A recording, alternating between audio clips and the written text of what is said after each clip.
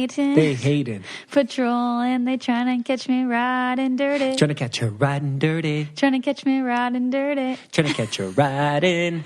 Bring us in, babe. Welcome to Coco Caliente. Nicole.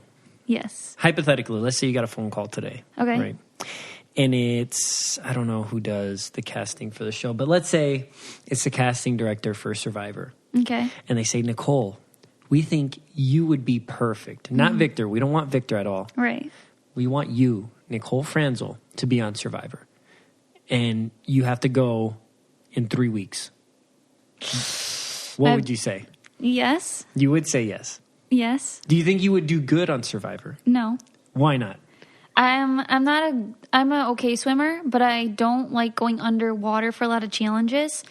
So as far as like the physical aspect of it, I may be in trouble. But that being said, how many of the challenges are underwater challenges? Quite a few. No. That's what my mom says. Really? Mm-hmm. And for anybody that doesn't know what Survivor is, it's a show on CBS where you're basically left on an island with a group of people there to survive with whatever's on the island, and they maybe give you some rice and some stuff to start a fire, but you're basically surviving by yourself with those people. People get voted off each week. It's almost like Big Brother, but on an island. And a lot harder. Even though it's 1/3 of the time, I think it's a lot harder. Yes, it is a lot harder. And I know people from that show, right? We both do. Yeah. And from what I understand, it's tough because imagine doing these competitions with no food in your stomach, Right. basically dehydrated, and then you got to go give it your all to maybe win some food or another amenity. That's what I'm worried about, is being dizzy during competitions Yes. because of lack of nutrition. So I feel like to get ready for that, you'd have to go on like a really strict diet for 3 weeks of what, I don't know, I'd ask someone from Survivor what they're allowed to eat. Well, they actually make you do the opposite. So the production will tell you, Really? we need you to gain like 30 pounds or 20 pounds or whatever. Oh, I didn't know that. So, yeah, because if you go over there already, like, Skinny. dropped weight, you're going to drop more weight, you know? But you'd be used, otherwise you're going to feel so deprived. Well, I guess it's whatever you want because to it's do. a month, right? So your body's going to be eating away at that fat as best as it That's can true. for that month because you're trying What to last really that time. boggles my mind is that you really only get to wear the clothes on your back. Like when Caleb was on it, and he was shoes. wearing like heavy jeans and crawling through the sand and like in the water because that's all he had. I'm just like, oh You'd my have to gosh, cut those jeans into jorts. yeah, it's insane. Would you say yes? So for me right now, so I've been distant from social media because I just been distant from social media, right? I don't feel it's as important as I Used to think it was. As I used to think it was. And that also translates into reality TV and stuff like that. So right now I'm at a point where I might decline that offer, right? But is it something that maybe when I'm in my later 30s or 40s, if they came back and was like, hey, we think it'd be cool to do like, you come back and do like a Survivor, and then we can show like when you were younger on these other shows. Yeah. And then it might be, it'd be pretty cool, and it'd be a challenge at that age to do that, right? So I could see you doing it at that age. Yeah. I could see my dad being really good at it too. Yeah, I could see your dad being really good at it too. I would just never say no because I think the opportunity would be cool, whether I'd be good at it or not. I honestly think The Amazing Race is the hardest, like the least, out of the three, the least that I would be good at. Oh, and I already did it. And you said you might not do it again. Well, compared to other ones, right? Like Yeah, you would do it again if they asked you. If they asked me and you were my partner, absolutely. But if it was like, would you rather do Big Brother, Amazing Race, or Survivor? Amazing Race was a big toll on my body, big toll on my mind, big toll emotionally. But so was Big Brother. It's different. And if I'm not on the block on Big Brother, I get the week off to chill. Yeah, and on The Amazing Race, it feels like you're on the block every week. And getting, like, when we got second 4 times, which is amazing, we didn't get a lead. I know. It was an equalizer immediately, which we're thankful for when we're at the back, but it's not like, oh, yay, I'm like a day ahead of everybody else. No, we never got that opportunity. Also, going back to the Survivor thing, my buddy was telling me, if you ever notice sometimes on the show when they're talking to people during competitions or other times during tribal counts or whatever, and they seem like out of it, or they say something that's like off the wall that has nothing to do with that. And there's just little moments that you pick up on that people think, oh, that person's weird. It's literally because they're malnutritioned, they're dehydrated. Oh, for sure. Who knows? And they can't think clearly, you know, and they're like, wait, what? They would really hate me because I would be the one that lets the chicken go. So we're not but strategically you maybe want to keep the chicken because you want the eggs. You don't necessarily want to eat the chicken itself, right? Okay. You can eat, but I thought you need, for a chicken to lay an egg, don't you need it to be like, you need a rooster?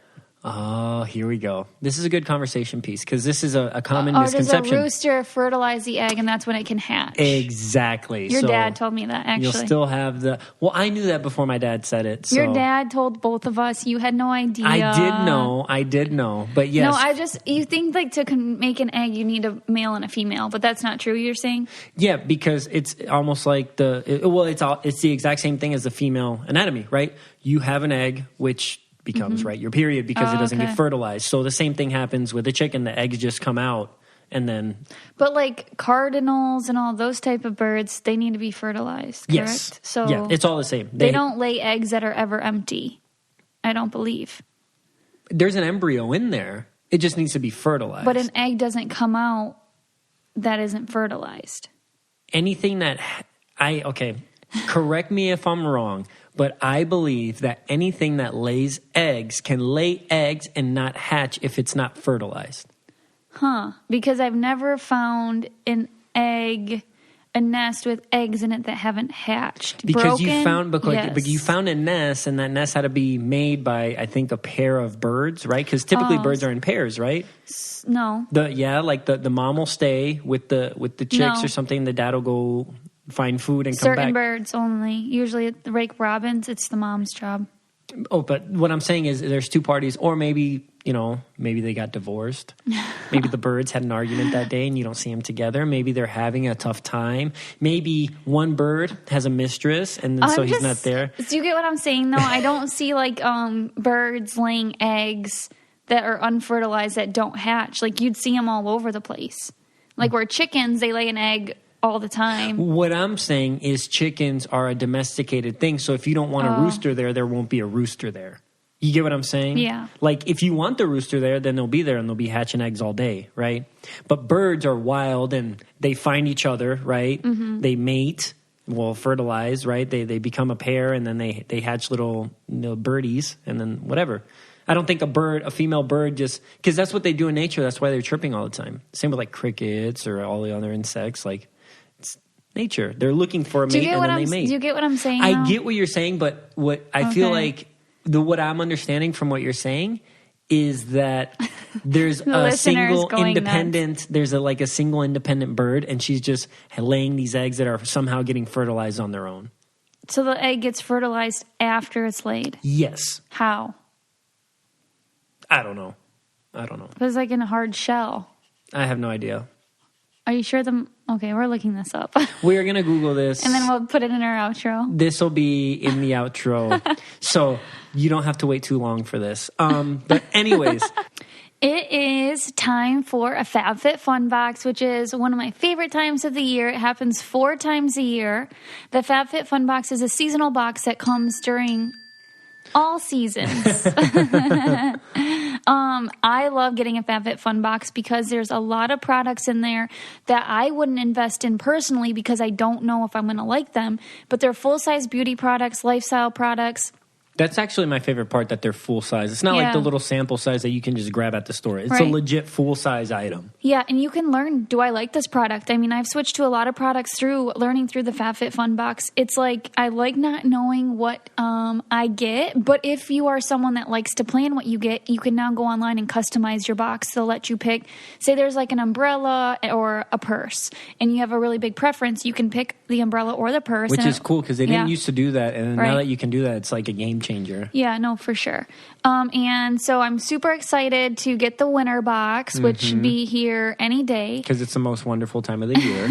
Yeah, so if you want to try the FabFitFun box, use coupon code Caliente, CALIENTE,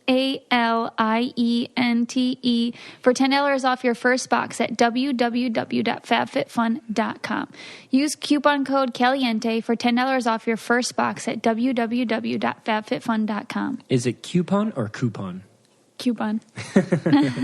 Switching gears here, we have two Big Brother alumni guests. The final two from last season 21, Holly and Jackson, the showmance that made it to final two. Which is kind of crazy, and I guess we'll talk about that a little bit. How does a showmance get to final two, right? The odds of that happening are very slim. And now they're more slim moving into the future. Exactly. So we hope you guys enjoy. Well, we wait for this phone call from Jackson and Holly. I'm going to hit you with a fun fact. You ready? Yep. If two rats are in an ideal environment, and don't ask me what an ideal environment is, right? In the course of 3 years, there can be up to 438 million rats. Ew. Isn't that crazy? That's something that makes you think, right? Oh. That's a lot. You imagine 438 million. That's so many. Where did you get that from? So when people have their Instagram to where they see just like a bunch of people with perfect photos or perfect this and that or whatever, watching stupid videos, my feed is full of facts, and memes, funny stuff. So, and that's where you found that. That was one. Another one that I read is this doctor, right? This doctor, he wanted to find out if there was, I don't know, a doctor or scientist. He wanted to find out if there was an actual soul, right? If soul was a real thing. So an experiment that he did, he checked the weight of people right after they died, like the weight before and the weight right after. FaceTime audio. I knew that was going to happen. All right. Okay. Well, I'll tell them in a second. Go ahead.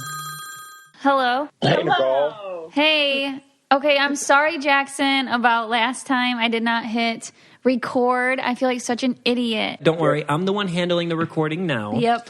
And so thank goodness. It's definitely recording as I'm watching it. So. Yes. All right, good. We're in good hands today. Yes. All right, so let me hit you guys with a fun fact that I was just explaining to Nicole. This very random before, because we were recording before you guys called in, waiting for the call. So this doctor was trying to see if there was an actual soul, right? This doctor scientist. So what he did was he got the weight of people before they died and then after they died. And the weight was the same, about 21, I think it was like 21 grams difference. On every single one? On every person. That's kind of weird. Okay. So you're saying the soul weighs something? And yeah, that's what his hypothesis was. That did he prove it necessarily? I don't know. Could it just be coincidence? I thought you would Maybe. weigh more after. Well, don't they take you all have your organs still? Yeah. Without touching the body itself per se, just weighing the body. That's How weird. long have they been dead? I don't know. I get that. I think we're looking too deep into it, and I get what you're saying, Victor. I like that moral of the story. The soul has some weight to it. There is a soul in us. I like that. Yeah, I mean, I like the scientific part that there is one. Yes. Well, and then but it's a weird way to come about. I mean, it. You're getting dissected here. So, are we talking about deaths between the hours of 12 a.m. and 6 a.m., or are we talking I'm like getting very 3 p.m. to 7 p.m.? Was it a rainy what day? were the variables? Was it a weekend? If it was a summer solstice, obviously it'd be a couple pounds different. Oh my god! So, there you go. I got your point. Well, thank That's you a good guys. story. I really do appreciate the encouragement with that one. Yeah, that was a good one. I like that. Start the Sunday off right. Well, welcome. Thank you guys so much for being, Holly, first-time guest, and Jackson, a second-time guest on Coco Caliente. What are you guys up to today? He's the pro. What's the plan for you guys today? We're going to try to do as much nothing as possible because we haven't really gotten to do that much. So I think we're going to go on a hike. I'll be going to the gym at some point. Yeah, he's going to go to the gym. We're going to take my dog out. We're going to They have a Sunday that's supposed to be like a regular Sunday. Yeah, that's nice. Attempts to turn our brains off. Victor wants one of them so bad. Okay, I will. Yeah, your schedule seems insane. Yeah, it is. It is pretty busy, but I will say that is a very active Sunday. That is. When I think of doing as little as possible. Football. Yeah, exactly. I have my Saints jersey on right now. I am ready to. Okay. Nice. Yeah, drink some beer and watch football. And maybe if that's not happening, I'm on the couch regardless if I can, which never happens. But hiking does sound like the epitome of where do you guys live right now? Los Angeles. Exactly. Perfect. Yeah. Los Angeles. Let's be fit. Let's look good. Let's get some sun. Let's hike. Let's go to the weather gym. is really nice there too, probably. The weather's nice. That's half the reason I moved here, because Wyoming in November, I mean, I would probably still be hiking, but I'd have a lot more layers on. It's a lot less fun. Oh, yeah, there's some snow on the ground over here already. Yeah. Yeah. Well, if you're not really California if you don't have a smoothie or a shake sometime today, so at some point. We have Starbucks in hand. I'll be honest, though, I'm from Nashville. I still wear my same beat-up jeans and boots everywhere I go. You wear cowboy boots? Yes, I do. That's cool. Yeah. That's not changing. Even in Los Angeles, that's not going to change. That's good. Stay true to your roots. Built Ford tough. Try to. Stay true to my boots. Well, no, yeah, so really, really appreciate you guys coming on the show. And we're just going to take it back to before Big Brother. I guess we'll just, ladies first, right? So, Holly, just kind of tell us what you were doing before Big Brother. What was life like for you?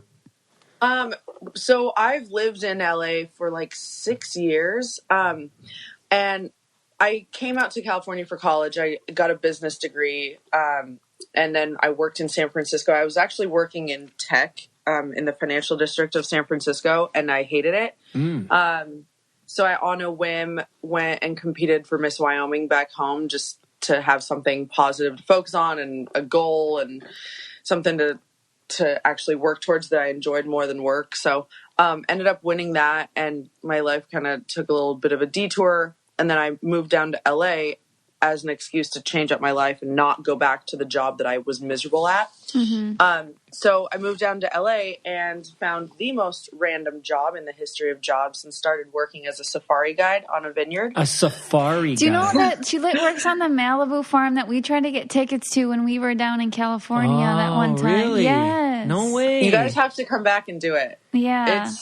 It's honestly so much fun. They just started the company like right around the time that I started working there. So I kind of helped them get up off the ground as a startup. So what is the criteria for being like when you go to apply to the job as, did it just say safari guide? Is that all it said? Yeah. I literally found it on Craigslist one day when I was like, Craigslist. I was literally looking for like a bed frame or something. And I was like, oh, safari guide. Like, I was like, this is definitely a scam.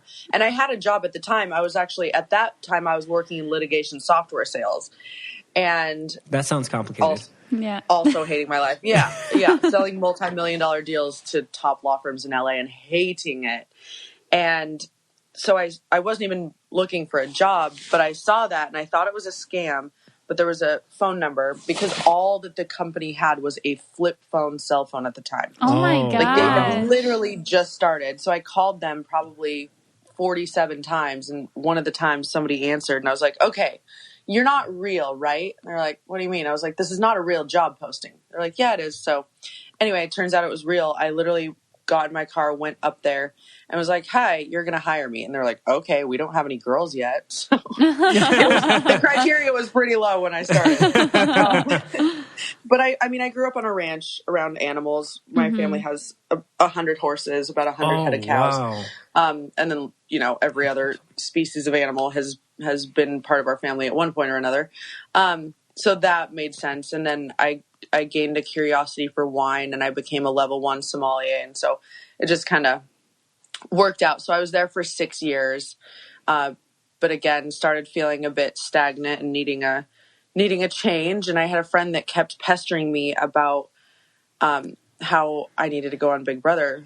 And the deadline was rapidly approaching. And so I finally was like, okay, fine. I'll send in a submission video. There's no way I'm going to get cast. And then, fast forward, here we are. Okay, so Vic and I, it's time for us to almost, maybe in a couple months, start registering for wedding gifts. Oh, I'm so excited because I love wedding gifts. shower. I think I'm just getting married for the gifts. Yeah, shut up. And so with the company we want to go through is Zola. Mm-hmm. It is the easiest way to plan your wedding and register. Yeah, and we're going to be one of the million couples who've used Zola so far. So that says something. I love that it starts with a free wedding website. It's so easy. It takes just minutes to set up and customize. Vic and I have been on the site, just looking, what do we think we're going to register for? Yeah, exactly. And it's the only place you can register for honeymoon funds and gift cards along with physical gifts. So it has everything in one. Yeah, and there's a frequently asked questions section that helps address awkward questions like, are kids invited? Do I have a +1? Those can be, I'm planning a wedding, and those are super awkward questions, so it helps you navigate through that as well. Yeah. It's the most helpful wedding registry ever. They'll make sure the process is fun and easy. They're the only place that you can register for honeymoon funds and gift cards along with physical gifts. I do know some people are like, we already have everything in our kitchen. We can't afford our honeymoon, or we're not going to go on one, so that's something that they want and don't know how to ask for. And Zola also has wedding invites, so they have thousands of designs for every style and color scheme, and their prices are friendly. So, because I don't think wedding paper should blow your budget. Yeah, so they help you out with that as well. Yeah, so if you are interested in building a free wedding website on Zola and get $50 towards your registry, go to Zola, ZOLA.com/Coco and get started today. Build your free wedding. You want to go for it? Yeah, I'm excited about it. Yeah, so that's Zola, ZOLA.com/Coco, COCO. So we highly encourage you guys to explore it. It's a free, you get the free site and the $50 towards your registry. So try it out. So, so I'm curious about the Miss Wyoming stuff. What do you have to do for that? I don't know anything about being in a pageant, so I'm very curious about it. I didn't know much either. Miss USA is pretty just old school, a beauty pageant. So you're supposed to look good. So that was going to the gym and eating healthy was a little hard for me, but I did that. But it's a lot about just presenting yourself and being well-spoken and articulate and up on just current events in general. I have never watched the news as much as during my reign as Miss Wyoming and read the news and read the paper and just tried to be as informed as possible because also a lot of it is engaging with your community. And I guess really doing the whole Miss USA thing, you get out of it what you put into it. So I wanted to actually take advantage of my year. And so I moved home to Wyoming full time and traveled the state. I would go talk to students in schools. I would talk to local organizations. I just kind of hit the ground running and would talk to people about the importance of the outdoors in our health and happiness, both physically and mentally. And so I just kind of did that because I wanted to, because it allowed me to have a platform. But really the requirements are swimsuit, interview, and gown. And so it's the same thing on the national level when you go to Miss USA. So once you win the state level, then you train to go to Miss USA. And if you win Miss USA, you go to Miss Universe. And so you have to look good in a dress, not fall on stage. But were you always super well-spoken? Or is that something that you had to work on? Or you always have... My family has, all of us have always been pretty good with public speaking. My dad's a politician. My dad has been in the House of Representatives for Wyoming, and he's been the president of a bunch of different organizations. We were also raised around a lot of adults because we have a dude ranch where people come and visit from all over the world.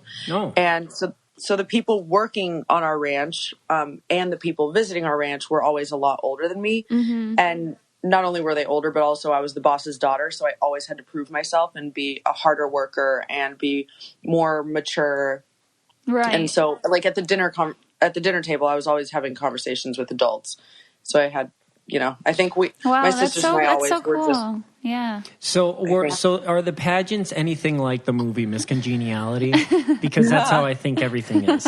I think that Miss America is a little more similar to that, but no. Miss USA, because Miss America is a different organization than Miss USA. Neither one of them are like Miss Congeniality, but Miss USA especially is so laid back, and they like real girls, which is what I like about it. Like, my year, there were hockey players and dentists and pre-law, yeah, that is cool. and pre-med, and just badass. Like a lot of the girls, we bonded over the fact that like we all like to ride 4-wheelers around our property and like get our hands dirty, and they were just very raw and real, and it was awesome. Yeah, it's crazy because those things get intense. People have like walking coaches, talking coaches, like fitness trainer. They're all it's like etiquette training, all that stuff, and it's like wow.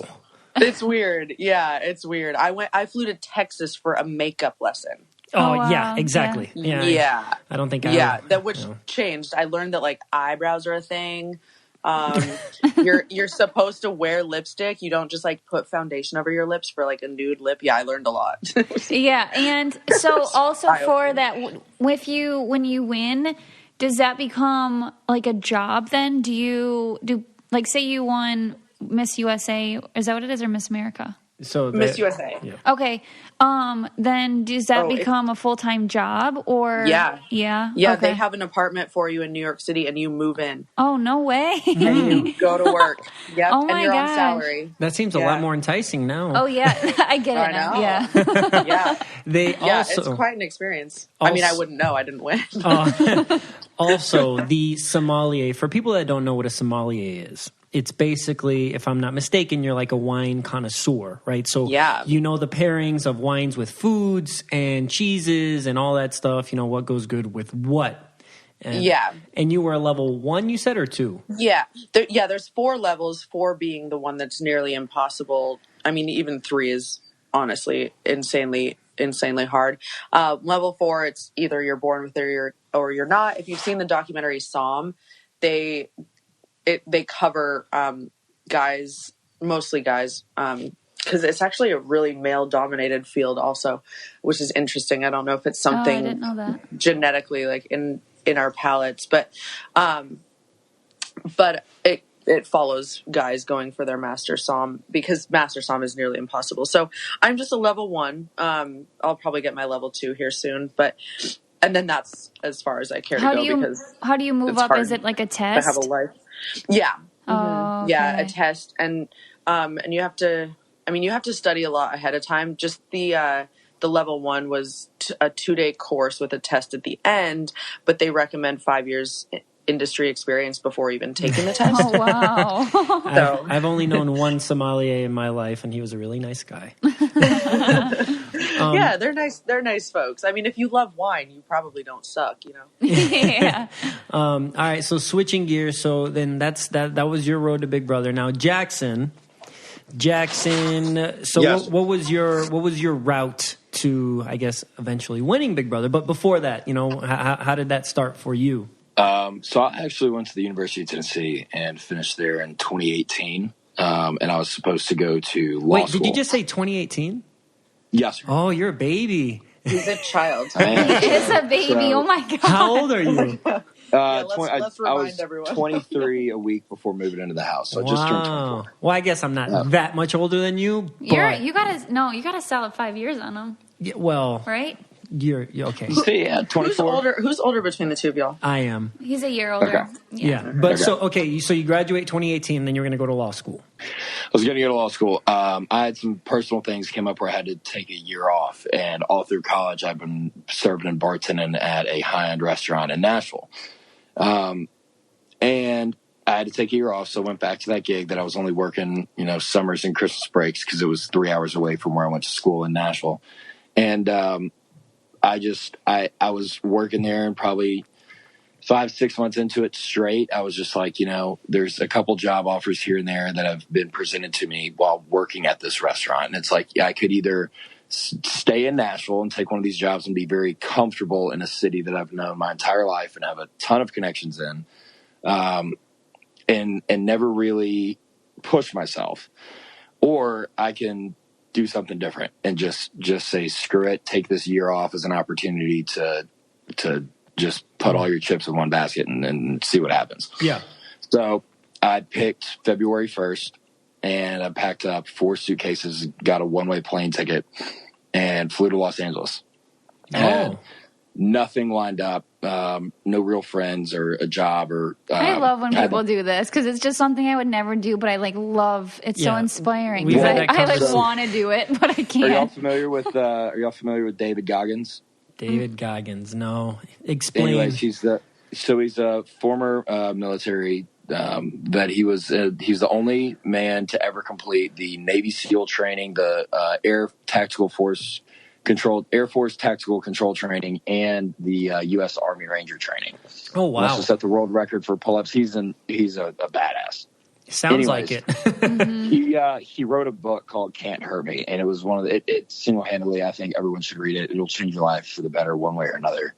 But especially like if you're going through sort of like a rut, if you're in a bad spot. Well, he was a regular of mine at this restaurant in Nashville. He would come in there all the time. And his big thing is talking about, complacency and comfort in life will ultimately get you killed. You're going to, if you're not uncomfortable, you're not going to grow. Yeah. And Nashville was very comfortable for me. So I picked a city that was the most exact opposite of Nashville, Tennessee, and moved to LA. So that was February 1st. I'm looking for jobs online on Craigslist, and this is on February 10th. And I'm at a restaurant. I'm eating lunch by myself. I don't have a car. Got my apartment. Still haven't really unpacked yet. Wow. And I see an ad, or I see a post. I get off Craigslist and I go to Instagram. And it's like 12:15 in the afternoon. And I see this post on the Explore page that said Big Brother. I just kept scrolling. And then I was like, wait, hold up. Scrolled back. Mm-hmm. And it was an ad for an open call, like a casting call. Mm-hmm. It was the first one of their casting season. And it was in Studio City. And it had 45 minutes left. It ended at 1 p.m. So I Googled it, or went on Uber and looked it up. It was like a $6 and some change ride. And it was like 15 minutes away. So I was like, okay, screw it. I'll go. So I went in there at like 12:30. Mm-hmm. I went there at 12:30. They stopped the line right when I got there. And I was the last one in line. And there's a video that I actually sent. I sent to Casey of Big Brother 20, the winner of Big Brother 20, because she made an appearance there. She was from San Diego, so she came up for the casting call. Well, I got in there so late, she was on the way out. Well, my mom and I are big Brother fans. Mm-hmm. And so I sent this video to my mom. It's a video of Casey, and then it kind of zooms out all the way down this long line. It shows me at the very back. And then it goes down, and it's my little sheet for my casting call, Big Brother 21 on it. Uh-huh. And I found that video. I still have it. I sent it to Casey when I got out of the house. But it literally was on a whim.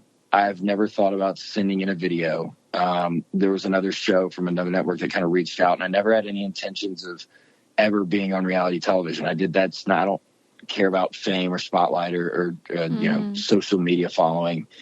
And, in all my interviews, I told them I would do Big Brother even if there weren't cameras. I don't care about doing it for TV. I just like to compete. Right.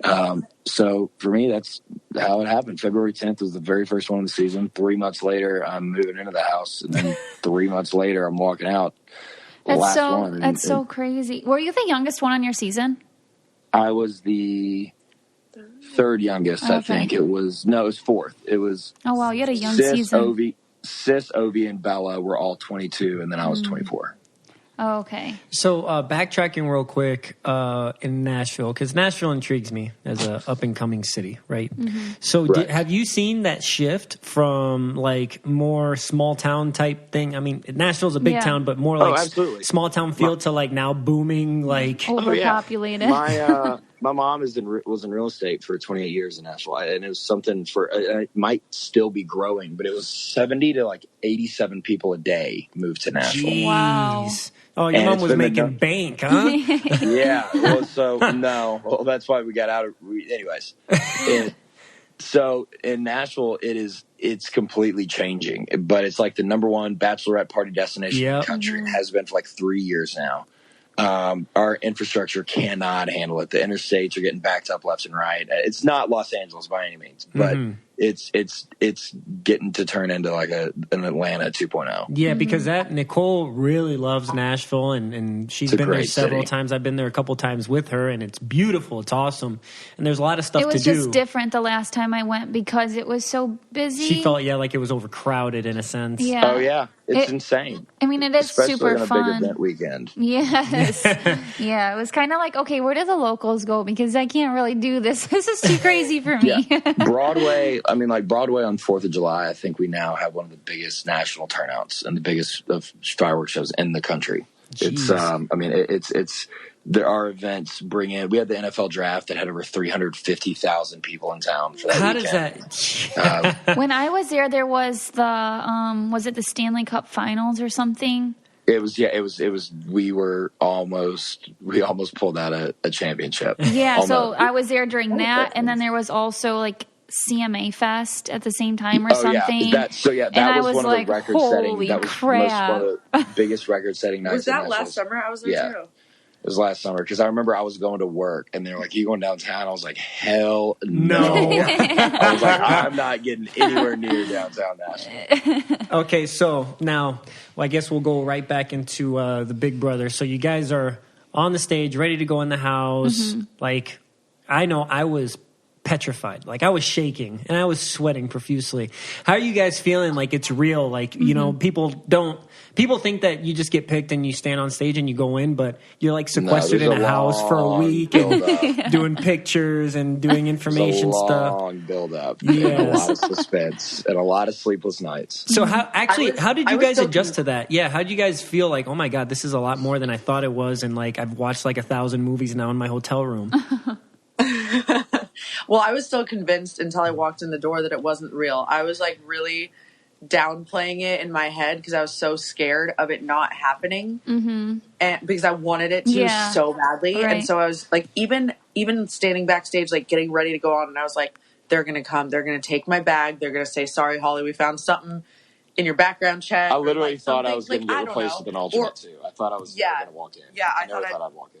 Yeah, I thought I'd get replaced. I had one friend that was at my key reveal that has a really big mouth, and I was like, her name's Nicole actually, and I was like, damn it, I know Nicole said something, I know she said something. Like, I was so paranoid. I didn't even tell my dad that I was going, because my dad knows everyone in my little tiny town, and he has a very big mouth, and I knew if I told him, then he would tell, Sally down at the bank, and I would be screwed. Right. So, I had to keep it a secret. Well, my parents and my brother knew, and my best friend, but nobody else, because I was so afraid of, like what you said, like getting it snatched last second, and because of someone telling someone else.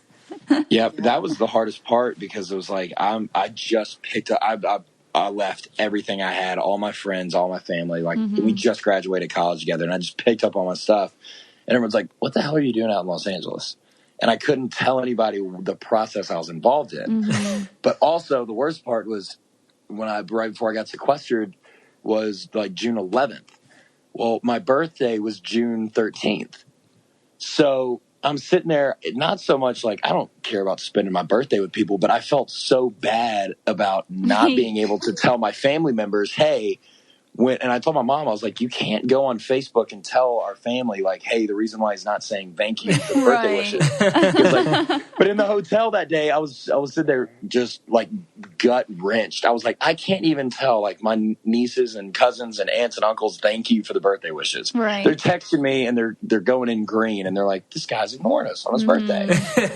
So that's the first thing people do with speculation is if they think, like, they've thought it's been an all-star season for the last like 10 years, I don't know. And so they just message everybody that they think would go on. Random and they're phone call. Like, they're just like, oh, it went through blue, we're good. Like if it goes through green, it's like, oh, they're in sequester. Because I remember when I went back, they were trying to figure out which 4 house guests were going back, and I hadn't even seen the rumors of myself or anyone else.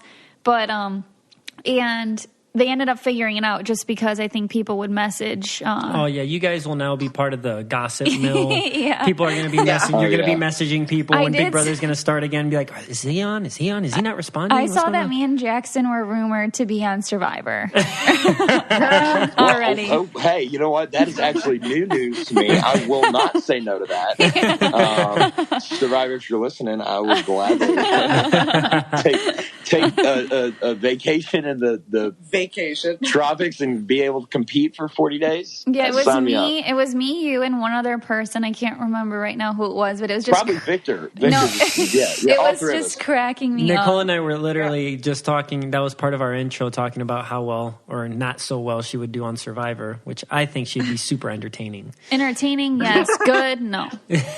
So. I love how he said, yeah, super entertaining. I think she would be like super fit for this. Like, this is exactly what she needs. Like, super entertaining. He's seen me Victor, a lot when I'm angry.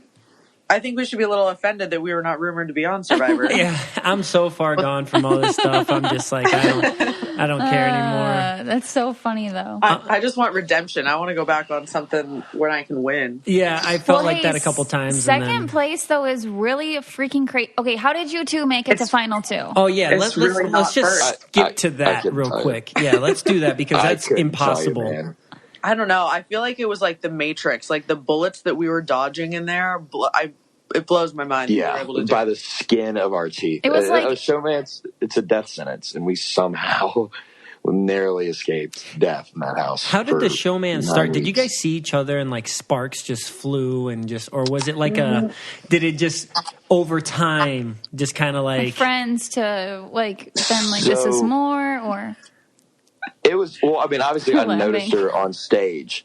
But like when we introduced ourselves, I was a total freaking dork. And I still like every guy has had these moments where like, you know, usually you're pretty good with your words, but then you have these blunders with like a girl that's actually important to you and like really is somebody you want to impress. And when she first introduced herself to me, she goes, I'm Holly. I go, oh, I'm Jackson. She goes, my dog's name is Jackson. I go, oh, I'll be your Jackson. And she looked at me like, this freaking 24-year-old, get out of my face. It was like a get out of my face. And then it was like almost like her, I don't know, I'm not going to speak for her, but it seemed like she was trying hard like not to like me. And it didn't start out from the get-go because like we just kind of formed over mutual frustrations with our alliance. And then personal feelings kind of started coming into play. Yeah, I saw him and the first thing I like laughed. I literally saw him. We were dressed identical. It was just I was the girl version, he was the boy version. Yeah. Like, he was wearing like the blue top, the jeans, the boots, and I was like, haha, typecast much? And I like giggled. I saw him and I was like, oh, here we go. And then I met him and he's like, I'm Jackson, I'm 24. And I was like, okay, yeah, so no. And like that was it. Like out of my mind. And I was like, yeah, I'll be friends with this guy. And we started out as good friends and ended up in the same alliance. And like Jackson said, we pretty early on had very mutual frustrations with Grateful. And so we just became closer on a game level because of that. And then on a personal level, we always just got along really well and would always kind of turn to each other as friends. And you guys know how any sort of relationship, any sort of dynamic with anyone in the house is just so expedited because you're spending so much time together. Yeah. Right. So we were the last Showmance to no, I know, but like on it's like just it like doesn't take long with any person. Like you immediately know like their entire life story for sure. And so like we became so close as friends right away, and then we were the last Showmance to get together, which is crazy. I think it wasn't until like, but even still, it was like 3 weeks in, you know, and it was like day 18 actually that I realized I had a crush on Jackson, which sounds like nothing, but in game terms, it was a long way in. Yeah, that's like 6 months. When you're up 18 to 20 hours a day. Yeah. When you're awake for 18 to 20 hours a day and you're spending it with someone else, 18 days, I mean, I don't know the numbers on that, but it's at least a couple months worth of time in an average day and how much you spend with somebody uninterrupted. No, for sure. Uninterrupted time. I For mean, me sure. and Vic spent how many days together, and I didn't fall for you until the real world. I'm just joking. Yeah, no, I'm for real. He was drove me nuts. I actually fell hard head over How heels for long- Paul. Shut and up. Me and Paul, we spent so much time together and talked so much that it got to a point where we would start telling a story and be like, you told me that one. Be like, Yeah. I heard, the one with the hat, and then you went over here. Yeah, No, I know what you're but talking can I about. hear it again though? I just did a laugh. Yeah. Like you've heard it 7 times, but you also don't mind because you're that bored. And then you really like that. I said, go ahead, babe. Go, Paul. Just go ahead. Just tell me the story again. I'll pretend I don't know. I'll pretend I don't know. Oh my God, really? That happened? Wow. You guys were It's so dangerous showmance, you and Paul. Yeah. The Bromance, whatever you were. Bromance, yeah. They were very, because they were both, Paul was so intelligent, and I feel like that always the youngest person wins almost every season. I feel like that's kind of a thing. And the fact that he was a year younger than me, I was very like, oh, we got to watch Paul. And then Victor was just a physical beast. So they were the most, I had to paint them as like the biggest, even though they weren't a showmance, they were the most strongest duo in the house. And so. Oh, yeah. Oh, for sure. That's why I would like distance myself, because in the beginning I was like really close with Sis. And I was like, okay, I'm already going to have a target because of my closeness with Jackson. So I distanced myself from her a lot because that's the thing. It doesn't matter. Showmance, bromance, Friends, womance. I was like, what a womance. We called it a womance. But it's like, even I didn't want to have a womance. Even with Kat, I tried really hard to pretend like I hated her. It didn't work. People still figured out we knew each other, but whatever. We suck. But bromance and womance. So dangerous. What was the hardest part for you guys being in that environment? Because, people don't understand how difficult it can be to live there, especially when the excitement's gone that you're in there, and then you're just like, all right, this is another day. And especially in a house. relationship. Yeah. So what was it for you guys? What became the most difficult thing? For me, claustrophobia. I grew up on a ranch. Working here in LA, I work outside on a vineyard. I'm always outside. And being stuck in a house, because viewers don't realize, you guys get how much we're inside. Only having the yard a couple days a week was rough. And just the mind-numbing boredom. I've never.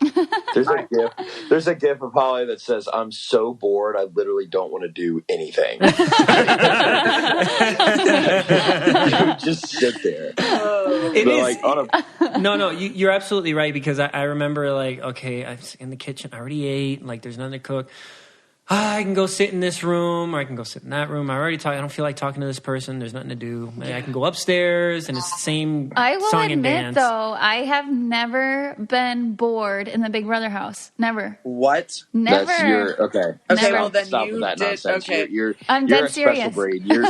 You were meant to. You did something right. You I kept don't your. know. Okay, well, don't busy. give her I don't that. know how you did it. Yeah, don't give her that much credit. No, She I might just just never- be weird. She might just be weird, I think. She must be weird. She's the anomaly in the situation. Yeah. I don't know. For me it was, and I'm sure Victor could relate, was the lack of exercise. Yes. Yeah. And I've talked about this time and time again, where you tell yourself, I'm going to work out all the time. And then you get in there and you're just like, well, you've got that little rink-a-dink, if you want to call it gym.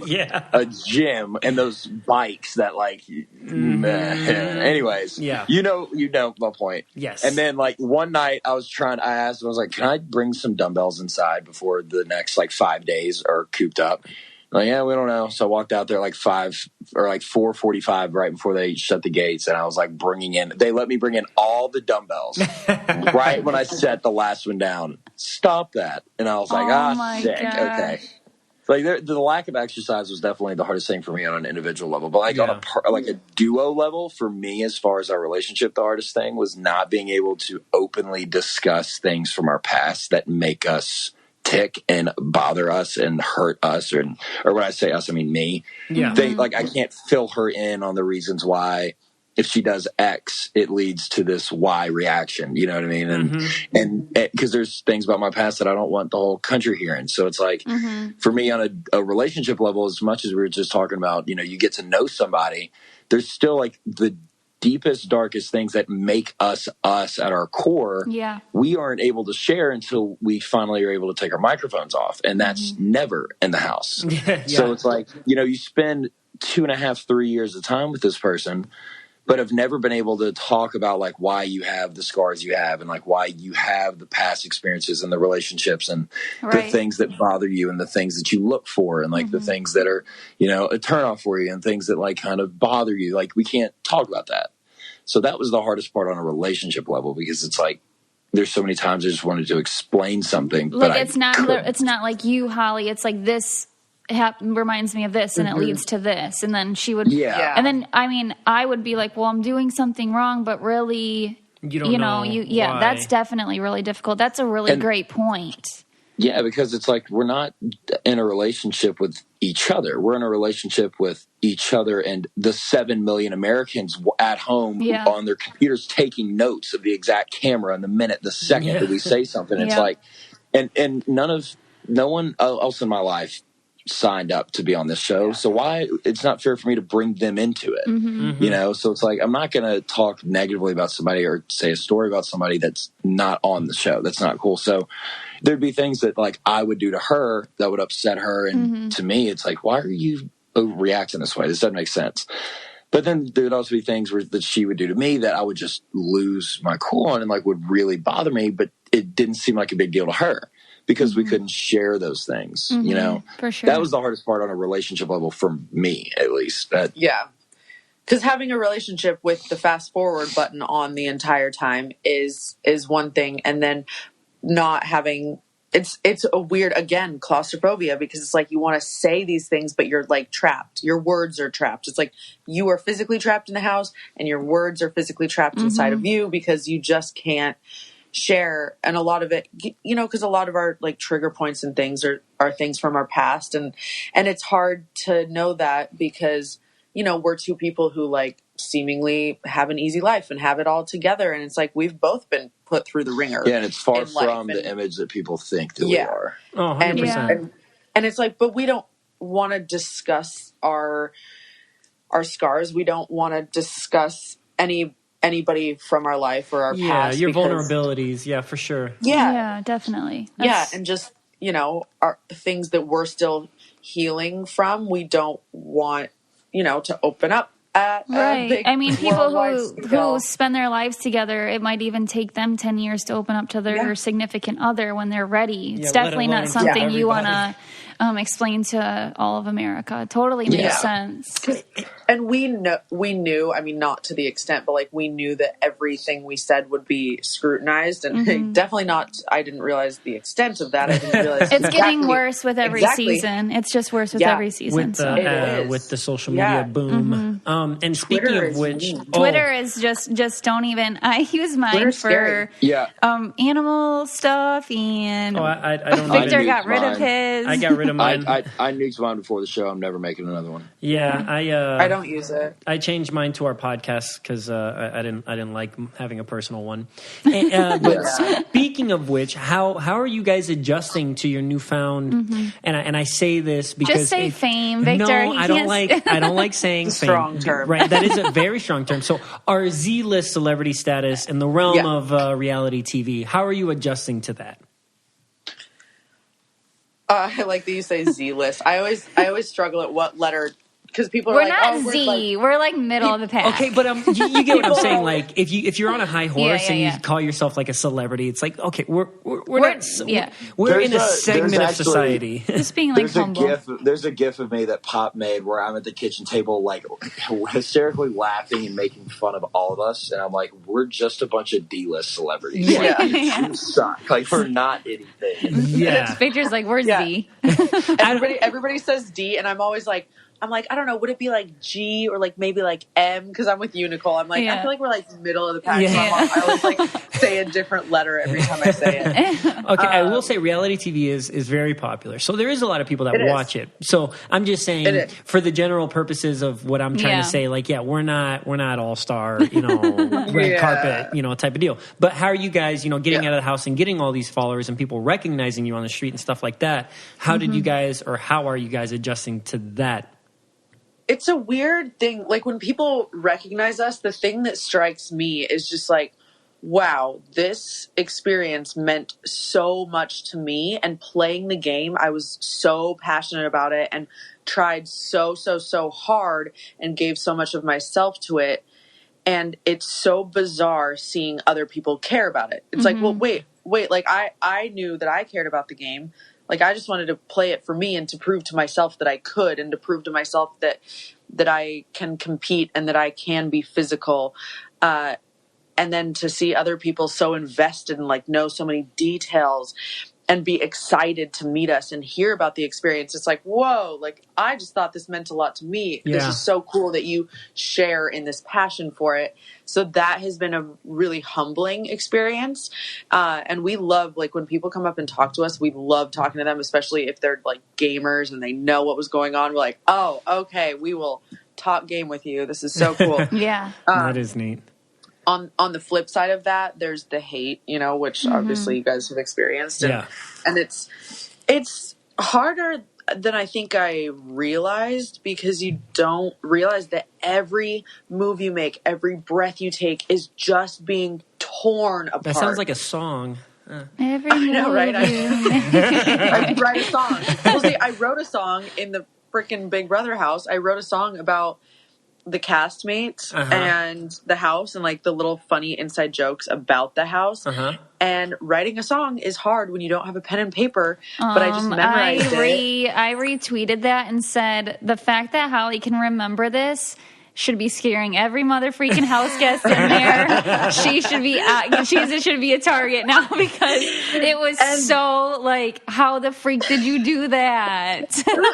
And they still didn't think that I was a mental threat. Oh my gosh. They still thought I was stupid even after that. I love it. That's good. Yeah, when I saw that, I was like, wow, she is a threat. But still nobody thought I was. Cliff still which is a called me great stupid thing, which is great. That's what you need to do. You need to be a threat, but not like let people know you're a threat. I even had, well, I don't think Jackson like underestimated me, but I was even like lying to Jackson about some stuff. Anyway, because like he was still my competition. But yeah, like that song, for example, I got shredded on Twitter and Facebook, like ripped apart. Why?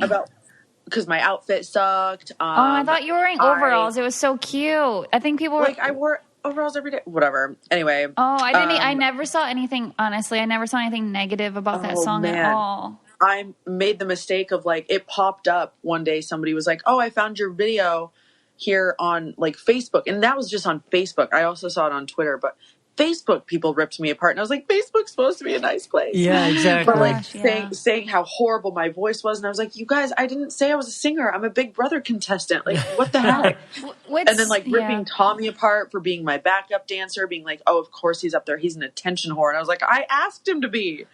Yeah, you gotta just like let that. You can't even listen to that stuff. The thing is, I will say that the Big Brother community, or like the people who watch the show, they make their mind up quick, and it's really hard to turn or change their mind. Okay, because I loved watching you on the show. I loved you. I loved your character. I loved everything about you. There was nothing that I could critique. But the fact that they wanted to hate you, they're going to hate you. If that was Nicole up there singing the song, they wouldn't have said anything, because she was so loved.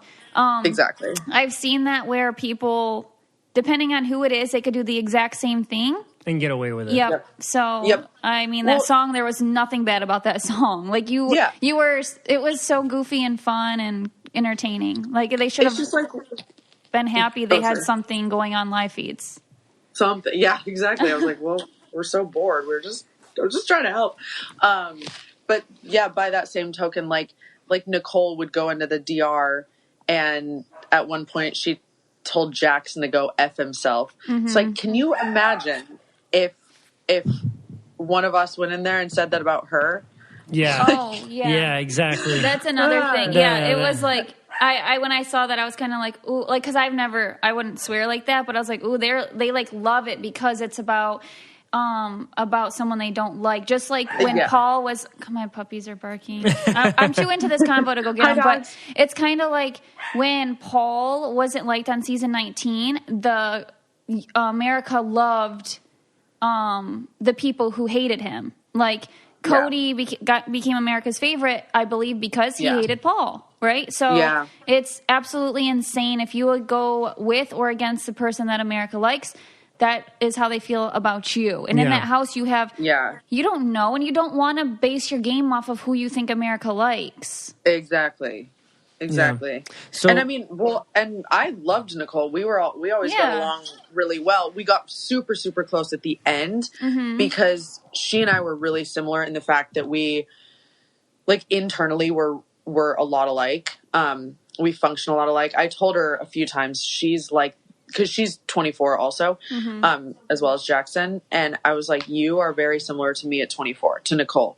And that's like the year that I competed in Miss Wyoming and pushed myself outside of my comfort zone and did a lot. And there was just a lot of self-growth. And I was like, that moment for me, I was like, this is like your moment of that, pushing yourself outside of your comfort zone and struggling and competing and thriving. And she and I have a lot of similar, like, social anxieties, and felt really overwhelmed by the big personalities in the house, but we're very different on the exterior. But we're a lot alike. But anyway, we have no idea who America likes. But like, I was friends with her, but not because I thought America liked her. Yeah, I mean, like, it's a weird. We have no idea what America thinks. The only thing I knew for certain was that I was not America's favorite player. I would constantly say, and Christy and Sis were very, very much like, I refuse to believe America doesn't like us. I'm like, dog. America doesn't like us. I loved when we are ALFP, America's least favorite players. You don't vote people that you like into these kind of situations. Which, like, there's a clip of me in the pool saying, I didn't come here to become friends with 7 million people. I came here to win $500,000. Yeah, and that was like, that's just how I operate. I'm very intense. I'm very aggressive. I'm very abrasive, but especially in a competitive standpoint.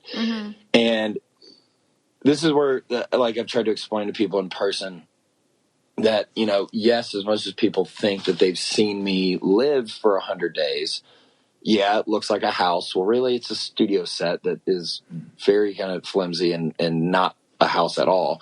Yes, you feel like you've watched me 24/7 on camera, which you have, but you haven't watched me live. You've watched me compete. And there's a very big difference in, like, competitor on the field me and off the field me. And like any athlete will tell you that, like, you could be going up against your best friend on the field, but you're going to knock the shit out of them, not feel bad about it, and then you'll go get dinner after and you'll be best friends with them again. Yeah, you'll be like, hey, sorry for that, buddy. Like, when you step on the field, you got a job to do. Like, if we're going to, have a boxing match, or it's going to be a football game or a baseball and I'm pitching, it is me versus you, and I came here to win, and then I'll deal with the friendship side afterwards. But I don't take things personally either. You know what I'm saying? I would expect anybody to do what they have to do to win, and I would do the same. And that's how my mentality is. Granted, I have a lot of things I need to work on, and that's the beauty of being on camera for 100 days is that, I just turned 24, and I'm very lucky because not many 24-year-olds can see themselves from a third point of view around the clock and see all their good and bad traits. So as much as I do have to work on, there's also a big difference between me living life and me in the house. You know what I mean? Yeah. And people say, they have these opinions of me, and that's fine. Everyone has their opinions of me, but y'all haven't gotten, not saying y'all in particular, but the people that dislike me, y'all haven't given me a chance outside of the house. You never had a conversation with me, and that's okay. I'm not here to please everybody, but like you said, it's nerve-wracking to think that America, the country that you love, it could very much hate you for all you know. You have no idea. Yeah. No, I totally agree. Yeah, when you're in there, you're so secluded from everything. You have no idea. You're just doing the best you can, and then you figure it out when you're out of the house. But I mean, I had a gut feeling because, like, I know my personality, and it's not a very politically correct one. you know, the whole, like, everyone deserves a trophy and, you know, everyone deserves to be like, I'm very much a competitor, you know what I mean? It's like we have one winner, 15 losers. And I knew going into it, I was like, I'm going to rub a lot of people the wrong way, you know, and that's okay. But again, I had no idea, you know, that there were going to be other things that came with it. Those are what really caught me off guard. Yeah. And then so you guys get out of the Big Brother house and your relationship stays healthy. And so what's going on now? Y'all live together? What's the status of your relationship? What's going to happen in the future? What do you guys got planned? I don't know. Are we in a relationship, babe? Well, I guess we are now. Thanks, Victor. No, I'm just kidding. It's so funny. I was laughing at, we've gotten like some DMs of like, hey, like hit me up when this publicity stunt's over. And we're like, oh, okay. Is this a publicity I'm like, oh, stunt? wait, Holly, this is a publicity stunt for you? Oh, okay, cool, sick. I had no idea. Oh, all right, cool. I guess what's like the expiration date on this thing? It's cool. I mean, obviously you guys know, like, getting out of the house, how, like, obviously your relationship started after the house and like in a whole new way and like transition. And so you get how different things are outside of those walls. And it was the same for us. Like, I really didn't know. In the house, I was like trying to be really realistic. I was like, you know, this man is really important to me, but will it work realistically in the real world? You know, maybe not. I mean, there's 7 years between us and life is just different. And so we said early on, before anything physical ever happened to us in the house, we were always really transparent with each other. And like, we even had a conversation when we started getting a little flirtatious. We were like, okay, if we start anything, we have to make sure that our friendship always comes first. And regardless of what happens in the house or outside of the house, we want to remain friends.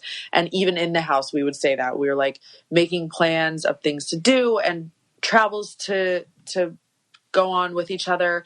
And we said, even if we're not together, we still want to travel and have these experiences together, even if it's just as friends. And I kind of, in my head, was bracing for impact, thinking that we would really only be able to make it as friends. And then we left the house, and being in the real world and getting to be vulnerable and learn about each other at a deeper level and spend real quality time. We've been like inseparable, like really inseparable. It's kind of disgusting. Yeah, I was in Dallas for like a boys' weekend, and I was like having separation anxiety. I'm like, what the hell's going on? This doesn't happen. Like, I don't feel these things. Constantly looking at your phone, just, hey. Yeah. Like, I'm in the club next to G-Eazy 3 feet away from me, and I'm like FaceTiming Holly, like, hey, Holly, I miss you. That's how like, house does that to like, you. Yeah. Yeah, we're disgusting. So yeah, we've been like attached at the hip since we left the house, and yeah, we'll see. We're having fun right now. We're traveling. We don't. To answer your question, we don't live together. Okay. We live very close to each other, but I'm actually. I moved in February to Hollywood just because of a mutual friend, and like he had an open room. Well, he ended up becoming one of my best friends. He's been like the 17th house guest for our season. Because I'm friends with his roommate, ironically. Oh, yeah. Wow. Like I've known his roommate for like 2 years. Yeah, she had been in my apartment, the one that I moved into, before I ever moved to LA. Oh my god. Yeah. And I followed her on Instagram. She used to live in Nashville before this. Like there was a lot of me. Oh, you were following her on Instagram before you went on Big Brother? This, like 2 years ago. There's so many connections on this season. It freaks me out. Like I thought it was going to be a twist or something. Yeah, and like Ovi and I, our classes maybe had 10 to 15 people in it. We had multiple classes together. I had never met them. Wow. Granted, I mean, like I didn't go to class as much as I should have, and I was usually in the back, so I probably wasn't looking as much. I mean, I did well in class, but I did well in school, but I just never like went to class as much. We were both of those two. Yeah, I never bought a textbook in college once. Never bought a single textbook. You saved a lot of money. Tried to save a lot of money, but also like if I wasn't in class, I was in the library working on stuff. I wasn't just like sleeping in, and I was either working out or in the library. I was doing something productive. But I was always just not going to class. Yeah, Holly and I, we don't live together, but we live close. And I'm trying to move closer to Marina Del Rey, Santa Monica. I need to be near the water. That's the whole reason why I moved to Los Angeles in the first place. And for me, like as much as I love LA. The reasons why I like LA are a lot of the same reasons why I dislike LA. Again, I just needed something different. But for me, living in the center of Hollywood is just, it's too much. I don't mind being in Hollywood on the nights or like coming here for events and things like that, but I want to be looking at a beach when I look out my window. Hey, you know what I mean? I want to be able to bumming it, sun kiss. Yeah. That's the California I want to be within dream. Running distance of my gym, which is Gold's Gym Venice. So Victor, I know you're familiar with Yes, Gold's Venice. I've worked out there a couple times. Yep, for sure. Yeah, so that's my gym. So it's like I want to be within running distance because you can't drive 10 miles in Los Angeles. That'll take 3 hours sometimes. Oh, for sure. You have to be within walking distance of where you want to be. Of everything. Yeah, and so it's like for me, everything is on the water. Everything's not in Hollywood. Everything's on the water. That's what I want. Mm-hmm. So just trying to figure that out. I'm on a month-to-month lease, so I might end up crashing at Holly's for like a month or two, figuring out things. But living together, not quite to that point yet. Just on our personal standpoint for both of our lives. We know we could do it. We know it's possible. We did it for 100 days. Right. It's just like where our lives are at right now. It has nothing to do with the relationship, just strictly personal, and then that's it. But no, we're very much going strong. So.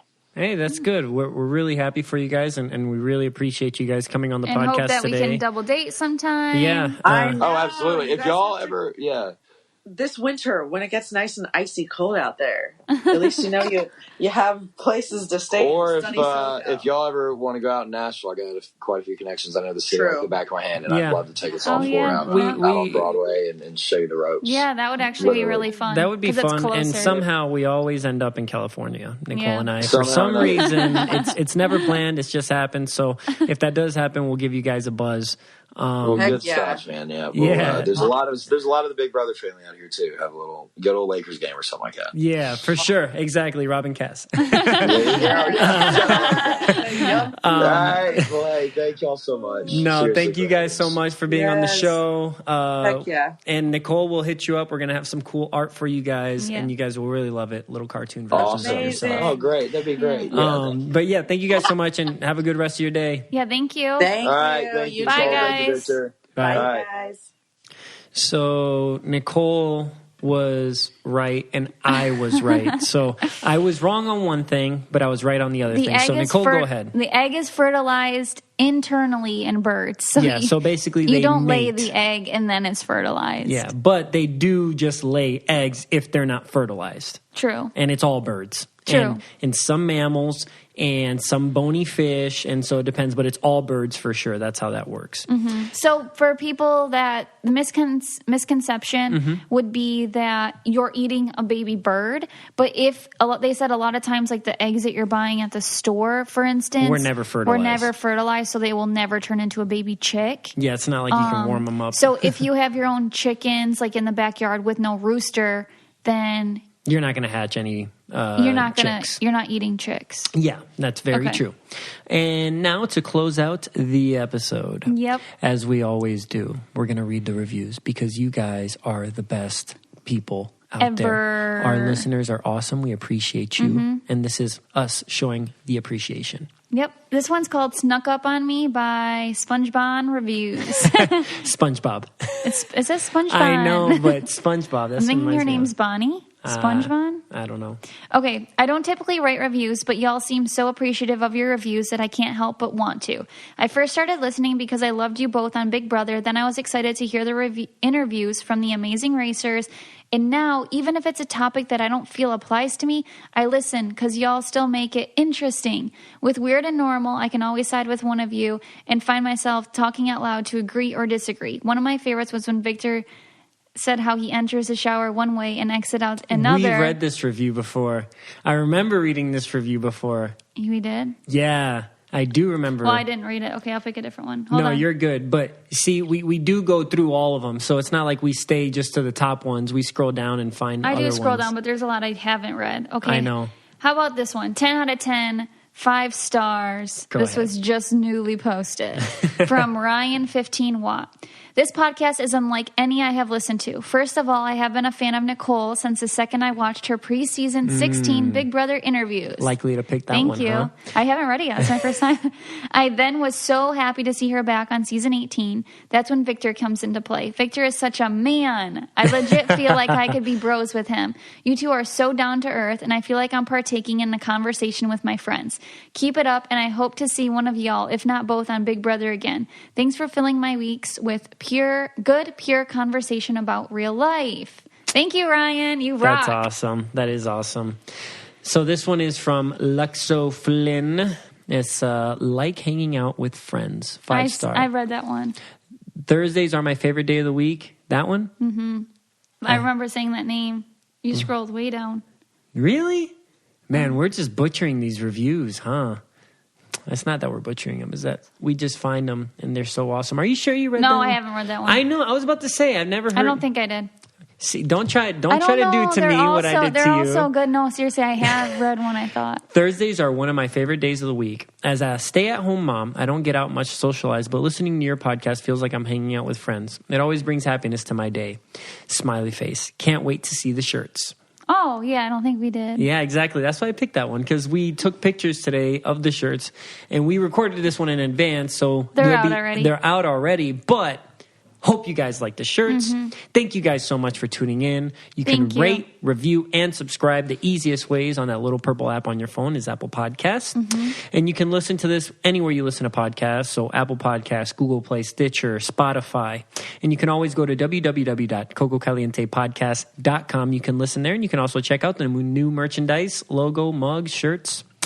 And you can always follow us at Coco Caliente Podcast on Instagram or at Coco Caliente Pod on Twitter. And also, we didn't have time to do a weird or normal or Spanish word of the day today. We apologize. The conversation ran a little long, but it was a great conversation. But again, if you have any suggestions on weird or normal, please send them my way. Yes. DM us. The easiest way is to send DM on our Coco Caliente Instagram or Twitter. Yep. Thank you.